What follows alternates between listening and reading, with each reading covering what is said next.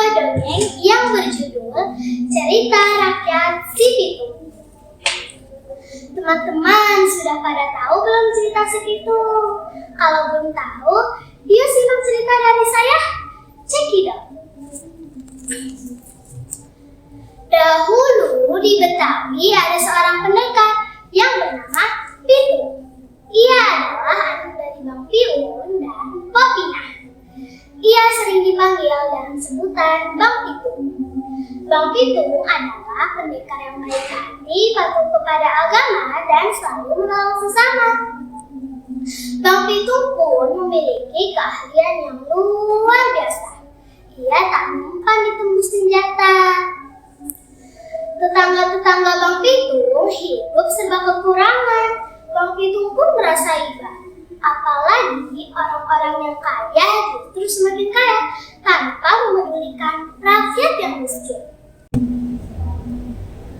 Aku harus melakukan sesuatu untuk membantu masyarakat, ucap Bang Pitung. Hati si Pitung geram sekali. Sore ini ia kembali melihat ke sewenang-wenangan para centeng Babah Lim. Babah Lim adalah tuan tanah di daerah tempat tinggal si Pitung. Babah Lim menjadi tuan tanah dengan membayar sejumlah uang pada pemerintah Belanda. Selain itu, ia juga bersedia untuk membayar pajak yang tinggi. Itulah sebabnya Babah Lim mempekerjakan para centeng-centengnya untuk merampas harta rakyat dan menarik pajak yang jumlahnya mencekik leher. Si Pitung bertekad, ia harus melawan para centeng Babah Lim. Pitung mencari seorang guru yang dapat mengajarkan ilmu bela diri kepadanya. Pilihan jatuh pada Haji Naipin, seorang ahli bela diri yang dikenal memiliki kesaktian yang luar biasa. Dengan tekad yang bulat, si Pitung meminta Haji Naipin untuk menjadi gurunya.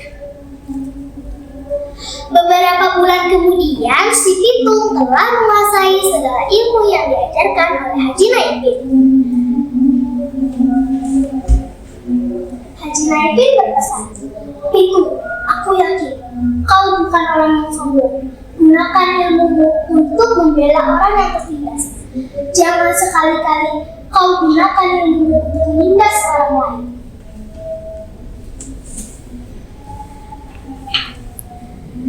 Si Pitung mencium tangan Haji Naipin lalu pamit.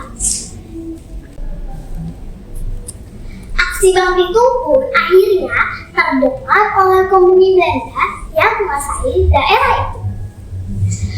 Kita harus menghentikan Pitung agar komuni Belanda tidak resah dengan keberadaannya,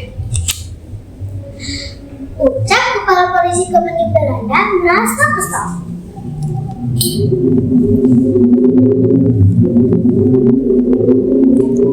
Pejabat Belanda ini kemudian berencana untuk menculik ayah si Pitung dan Haji Naipin. Tentara Belanda ini berhasil menangkap keduanya dan mengancam akan memenggal kepala mereka jika Pitung tidak juga menyerahkan diri. "Hai Haji Naipin, kamu akan mati sekarang ini karena kamu telah mengajari Pitung," kata Skolheye yang marah sekali pada saat itu. Haji Naipin hanya terdiam. "Kamu juga bingung, kamu akan mati sia-sia sekarang ini. Kamu akan aku penggal jika anakmu tak kunjung menyerahkan diri." Belanda pun tak kalah taktik. Ia melepaskan ayah si Pitung, namun tak melepaskan Haji Naipin gurunya. Akhirnya Pitung kembali dengan mengajukan syarat. "Aku akan menyerahkan diri, tapi tidak untuk dipenggal. Aku akan menebus semua kesalahanku dengan mengembalikan harta-harta yang telah saya curi," kata Pitung pada surat berikutnya. Belanda pun mengiyakan syarat tersebut. Selang beberapa hari setelah surat persetujuan dari Belanda, Pitung menyerahkan diri. Namun, pejabat Belanda mengingkari persetujuan sebelumnya. Suara peluru pun memecahkan kesunyian. Tubuh si Pitung roboh bersimbah darah, terkena peluru para prajurit Belanda. Pak Piun dan Haji Naipin sangat berduka.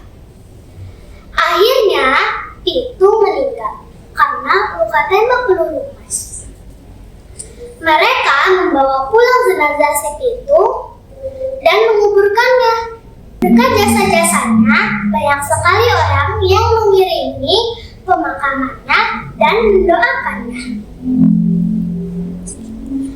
Walau meskipun Pitung telah tiada, namun Pitung tetap dikenal sebagai pahlawan bagi rakyat jelata.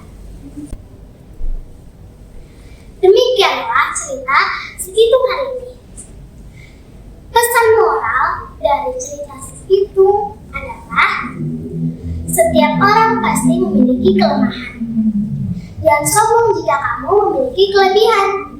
Gunakan kelebihanmu untuk membantu orang lain. Jadilah orang yang rendah hati dan berani membela kebenaran. Setiap kebaikan dilakukan dengan cara yang baik.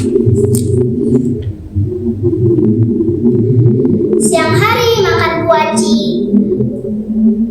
makan bareng sama Ibu Asih.